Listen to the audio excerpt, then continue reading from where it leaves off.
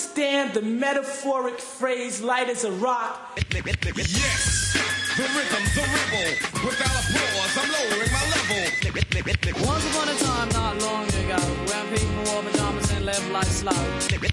Don't push me, cause I'm close to the edge.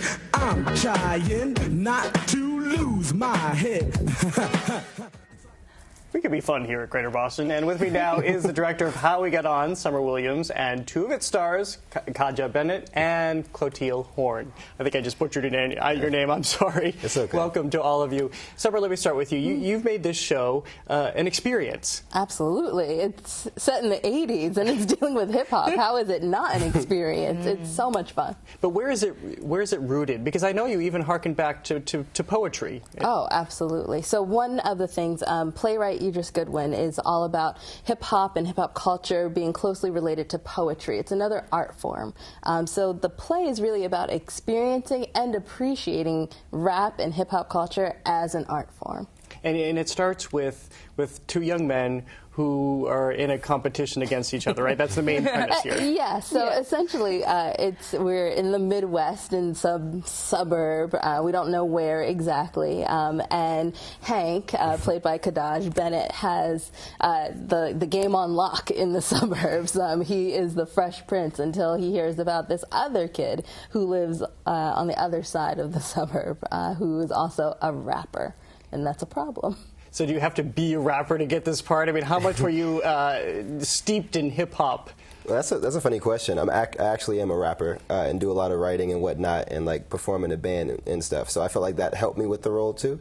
But you didn't have to be a rapper at all. It was about your stage presence, and that's what a lot of the story is about too. Learning how to like present yourself and learning how to get your name out there and figure out how to do it yourself. So as a rapper, I mean, how do you look at this show in terms of the appreciation for the birth of it and how it has risen into what it is today? Man, it's phenomenal, honestly speaking, because I when I was younger, I just grew up in the hip-hop culture. So like making your own beats and learning how to write your own rhymes and like dressing and doing graffiti and all of that. And the play touches on all of that, and it gives you different aspects of the mixing process or the writing process or how to use your words and flip it around and all the verbal linguistics and the tricks in it all. So it resonated a lot with me. So Cloteal, were you a rapper before? No, not at all. What is the art to it then? Well, I think that the art in it is so much about the voice and what you have to say. This is really a story about three teenagers finding their voice and coming of age. So for me as an actor, you know, I really just tapped into that voice of like, what is it to be a female MC in like a male-dominated game? You know, how can I cut through that and make my voice heard, you know?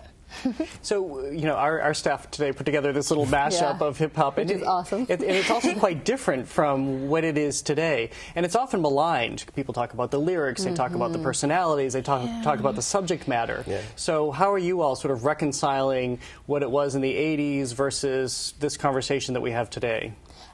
For me, one of the things that I feel, it's amazing because I grew up on the music and on As the did sound, I, right? unlike these two. I know, we don't want to talk about that. But, because I grew up with it, I feel very protective of it. And there was something about that time that felt like really sincere and honest and not brutal, not violent, and not negative, overtly negative. And it was expressing a sentiment that hadn't necessarily been given a platform on the national landscape ever before.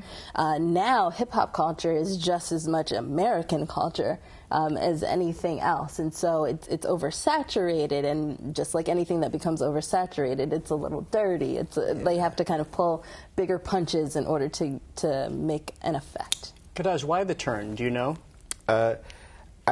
I don't know. I feel like media is a big thing about it, though, because now there is like the social media and whatnot, so you can make a song and put it out on the internet, and anybody can hear it. And the access to that has made it so different. Because like in the play, it's in the 80s. We're in the suburbs. Like the only way to get the music out there is to perform it in front of other people, or like my character, he slips demo tapes into bags of people who come to the store. But now it's just so accessible, and everybody can do it, and everybody has the ability to get it out there. So the saturation is a big thing about it. And I also feel like America, it's big on fame now, and it's like you want to get your name out there. And it's a way to do that by sort of addressing some of the subject matter that Summer was just talking about, that I was alluding to, which is often denigrating certain people, denigrating women a lot. Yeah, if you can be raunchy and get people to listen, then you're going to get on. Unfortunately, exactly. I mean, it's really all about catching someone's ear, and sometimes, like, the negative really catches people's ears, and sadly, like, that's the thing that's been played on repeat and, is infiltrating a lot of, young minds and just our airwaves.